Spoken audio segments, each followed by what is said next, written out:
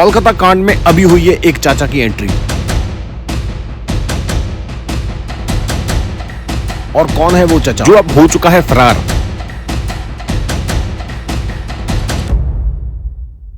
कोलकाता कांड में अभी हुई है एक चाचा की एंट्री। और कौन है वो चाचा जो अब हो चुका है फरार। क्या कोलकाता में हॉस्पिटल में मर्डर होने के बाद जल्दी पोस्टमार्टम कराने के लिए कोई भेजा गया था? वो अंकल कौन है जिसका इस केस में आने के साथ सीबीआई के भी होश उड़ गए हैं? जैसे जैसे कोलकाता कांड में डीपली जांच हो रही है, नए नए खुलासे हो रहे हैं। अब इसमें एक नया अंकल आ चुका है और अभी अभी बीजेपी नेता ने इस केस को लेकर एक ऐसा बड़ा खुलासा किया है जिसको सुनकर आप हैरान रह जाओगे। जो बात निकल कर आ रही है वो ये है कि पोस्टमार्टम जल्दी कराने के लिए किसको भेजा गया था, कौन प्रेशर पा रहा था कि जल्दी से जल्दी पोस्टमार्टम किया जाए, और वो प्रेशर डालने वाला अंकल अब कहाँ है। सीबीआई जुट चुकी है इसको ढूंढने के लिए कि वो कौन अंकल था जो बार बार प्रेशर डाल रहा था कि पोस्टमार्टम जल्दी से जल्दी किया जाए। इसी को लेकर सुवेंदु अधिकारी भाजपा नेता ने एक बहुत बड़ा खुलासा किया है। इंदु ने यह खुलासा सीबीआई की जांच से निकले एक डॉक्टर के हवाले से किया है। इंदु अधिकारी ने एक्स पर क्या लिखा आप देख सकते हैं।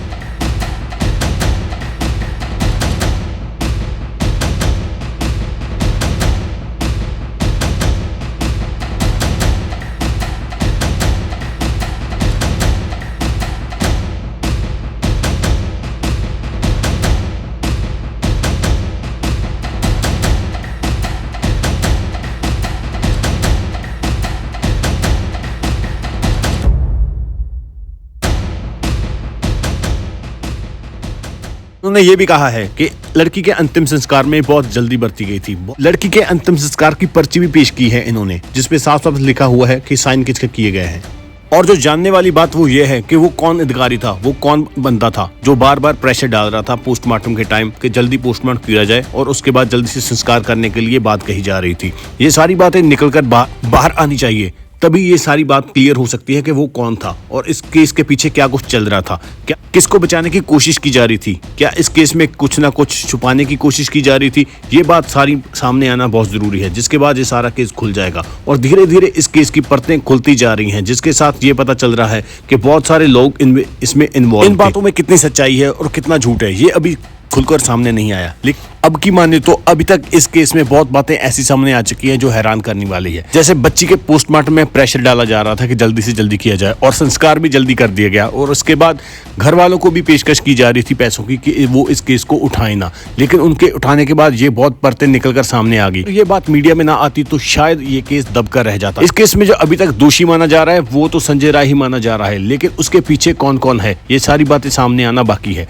संगीत घोष का कितना इसमें इन्वॉल्वमेंट है ये भी अभी सामने आना बाकी है, और बहुत कुछ बातें निकलकर सामने आ रही हैं, लेकिन कुछ भी क्लियर कहना अभी मुश्किल है क्योंकि सीबीआई इस पर पूरी जांच कर रही है।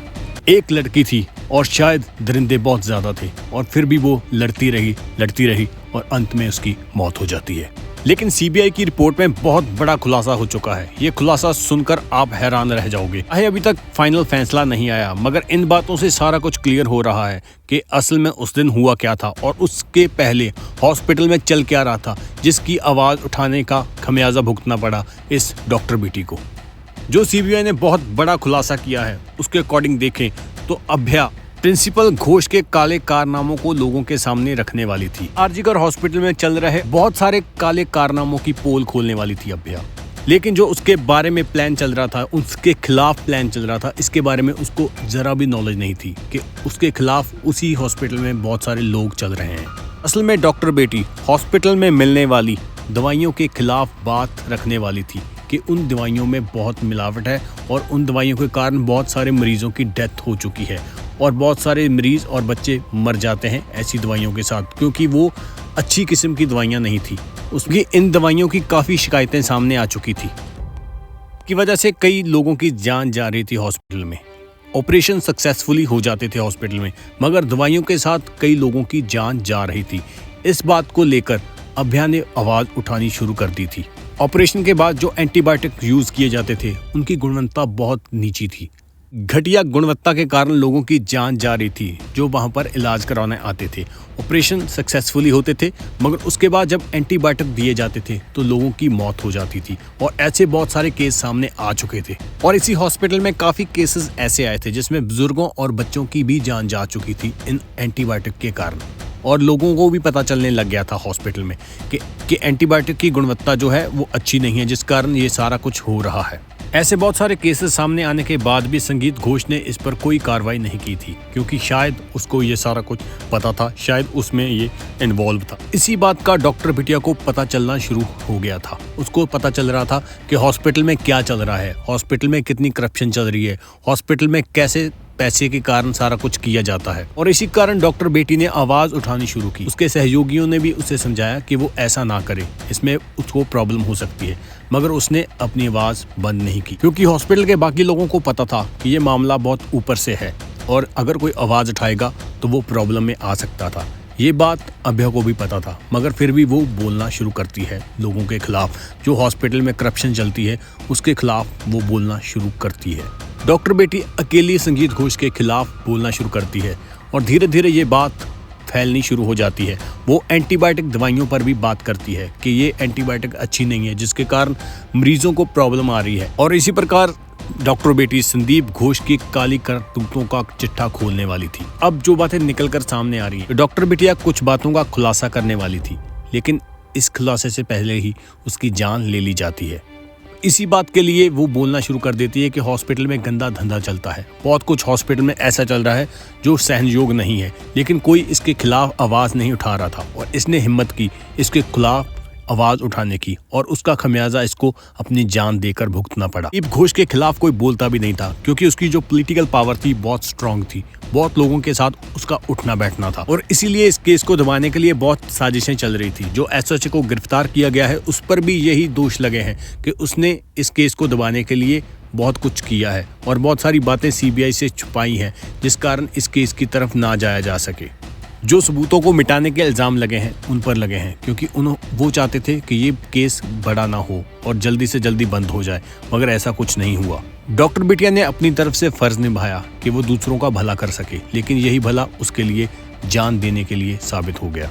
और जो बातें निकलकर सामने आ रही हैं वो होश उड़ाने वाली हैं, क्योंकि उसमें बोला गया है कि संदीप घोष के 4 डॉक्टरों ने अभ्या को निशाना बनाया था और उसमें एक लेडी डॉक्टर भी थी जिसने अभ्या को सेमिनार हॉल में जाने के लिए कहा था। और ये इसमें कितनी सच्चाई है वो जल्दी ही सामने आने वाली है। और जैसे ही डॉक्टर बेटी वहां पर सोने जाती है तो संजय राय को एक मोहरा बनाकर भेज दिया जाता है और उससे पहले बहुत कुछ उसके साथ हो चुका था।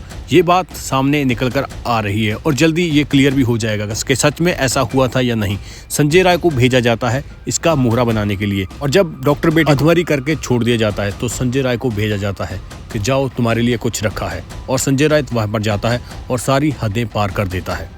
ये बातें एक रिकॉर्डिंग में सामने आई है जिसमें एक लेडी ये सारा कुछ बता रही है। इसी के अनुसार अगर देखें, जो बेटी के साथ दुष्कर्म हुआ है वो मरते समय किया गया है उसके साथ। और ऐसी ही बहुत सारी मिलती जुलती बातें सीबीआई की रिपोर्टों में भी सामने आ रही है। इसमें साफ साफ पता चल रहा है कि ऐसा हुआ होगा, क्योंकि वेल प्लान्ड मर्डर था, क्योंकि सबको पता था कि ऐसा होने वाला है और सिर्फ डॉक्टर बेटी को इसके बारे में पता नहीं था। और जो बातें निकलकर सामने आ रही हैं वो इससे भी घिनौनी है कि कैमरे भी बंद किए हुए थे, कैमरों पर कुछ ऐसा लगा हुआ था जिसके कारण फुटेज प्रॉपर क्लियर नहीं थी और बहुत सारी फुटेज सीबीआई से बचाई भी गई है। जो सीबीआई ने इल्ज़ाम लगाया है कि उनको प्रॉपर फुटेज नहीं प्रोवाइड की गई। ऐसी बातें निकलकर सामने आ रही हैं। जब ऐसी बातें निकलकर सामने आए तो उससे साफ साफ पता चलता है कि क्या कुछ किया गया था और उसको बचाने के लिए अब क्या कुछ किया जा रहा है।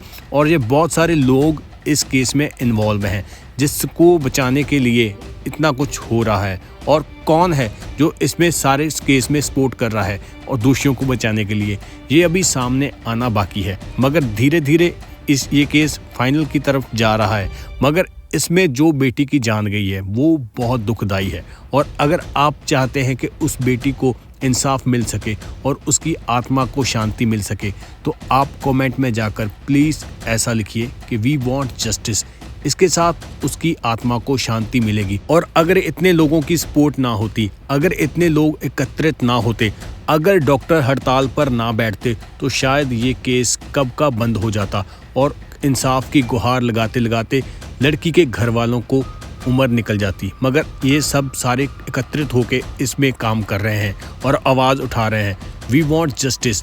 और इसीलिए शायद जस्टिस मिलने की उम्मीद भी है, क्योंकि धीरे धीरे ये केस दोषियों की तरफ जा रहा है और इस केस की परतें खुलनी शुरू हो गई है। और जो मेन दोषी है वो तो पता चल रहा है कि संदीप घोष ही है, मगर और कौन कौन इस केस में इन्वॉल्व है वो सामने आना अभी बाकी है।